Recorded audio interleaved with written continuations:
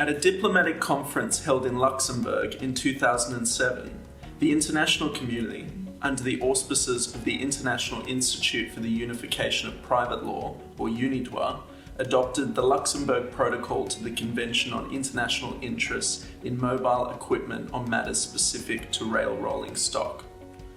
Commonly known as the Luxembourg Rail Protocol to the Cape Town Convention, this treaty provides an international legal framework and a mechanism for recognizing and registering international security interests and leasing in railway rolling stock to facilitate cross-border and domestic financing of such assets. It applies to all vehicles running on tracks or on, above or below a guideway, such as high-speed trains, freight trains, interurban and urban rolling stock, but also metro trains, light rail and trams, cable cars, or people movers at airports. The rail sector was chosen as one of the sectors to be covered by the Cape Town Convention to facilitate risk management for international financiers in relation to assets which, by their nature, can cross borders. In addition, even in relation to rolling stock, which does not cross borders, the Convention, together with the Rail Protocol, creates an additional security for lenders financing rolling stock. Every year, there is a shortfall of over 80 billion in investments for the rail sector. By lowering the risk of extending credit and reducing its cost, the Rail Protocol will encourage private and public-private investment in the railway sector. The Luxembourg Rail Protocol forms part of the Cape Town Convention treaty system, which also includes protocols on aircraft equipment, space assets, and mining, agricultural, and construction equipment. The Cape Town Convention has been adopted by over 80 states and has proven to bring large economic benefits to the industries to which it applies, and is expected to do the same for the rail sector. The objectives of the Luxembourg Rail Protocol are clear.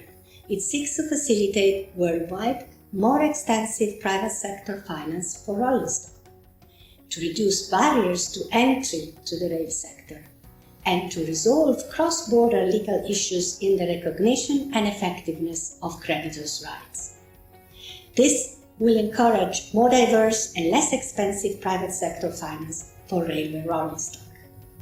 In addition, the protocol will also bring relevant social and environmental benefits, fostering sustainable economic development, in enhancing urban and extra-urban transportation of people and cross-border transportation of freight by railways.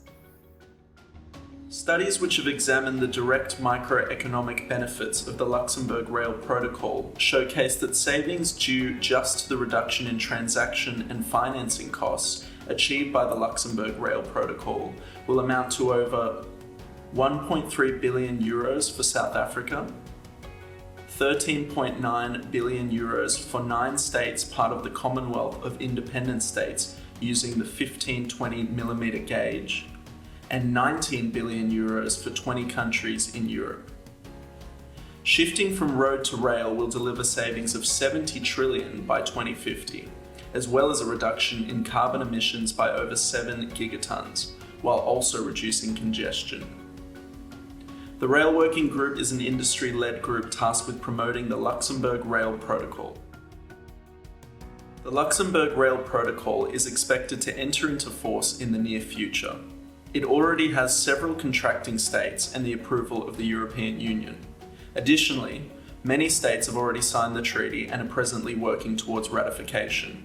When the Luxembourg Rail Protocol will enter into force, the Secretariat of OTIF will become the Secretariat of its supervisory authority. We firmly believe that the protocol will increase the amount of private financing available for railway rolling stock of all types, as well as promoting more sustainable development in the rail sector. Rail transport plays an important role in connecting communities, countries, and the Luxembourg Rail Protocol has the potential to greatly enhance the positive economic impact this generates in terms of both transport of goods and passengers.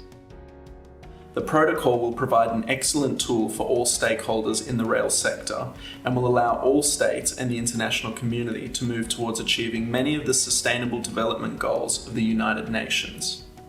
Help us in shaping the future of the rail sector by learning more about the Luxembourg Rail Protocol on the Unidroit website and the website of the Rail Working Group, or get in touch with us for more details.